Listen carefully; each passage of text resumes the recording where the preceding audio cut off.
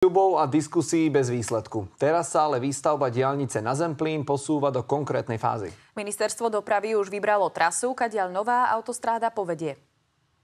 Od Bidoviec až po hranicu s Ukrajinou odborníci posúdili celkovo 11 variantov diaľnice na Zemplín a odporúčili ten najefektívnejší a najšetrnejší k životnému prostrediu. Jedna z mimoúrovňových križovatiek by mala vyrásť niekde v týchto miestach severne od Michaloviec. K diaľnici to budú mať bližšie vodiči z Horného Zemplína a rekreanti sa skôr dostanú k zemplínskej Šírave. Dostať sa na Šíravu už teraz je trošku problém. Predsa ľudia si povedia, no tak po diaľnici to mám rýchlejšie. Celková dĺžka vybraného variantu G je 72 kilometrov. Na trase bude 8 križovatiek a 2 odpočívadlá.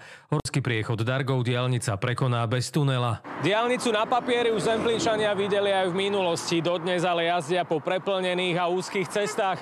Regiónom naviac vedie hlavný cestný ťah na Ukrajinu. Keď idete z Michaloviec do Košic, to je dačo neskutočné, aké sú zápky. Jak idú z tých žarňov alebo skladí z roboty, to treba už aj. Každých 8 sekúnd kamión. Občianske združenie Diaľnica na Zemplín lobuje za jej výstavbu 4 roky. Upozorňuje však, že aby nezostala znovu len na papieri, musí sa stať ešte jedna dôležitá vec. Aby malo ísť do vlády na schválenie ako strategická investícia. Tým pádom, keď tu bude také zariadenie mať tento úsek, tak pripraviť diaľnice budú, by som povedal, skrátené, možno aj na polovičku. Výstavba diaľnice na Slovensku od prvej technickej štúdie až po jej uvedenie do prevádzky trvá v priemere takmer 15 rokov. Predpokladané náklady na výstavbu úseku Bidovce Vyšné Nemecké odhadujú na 1 miliardu 300 miliónov eur. O výslednej cene rozhodne samozrejme verejné obstarávanie.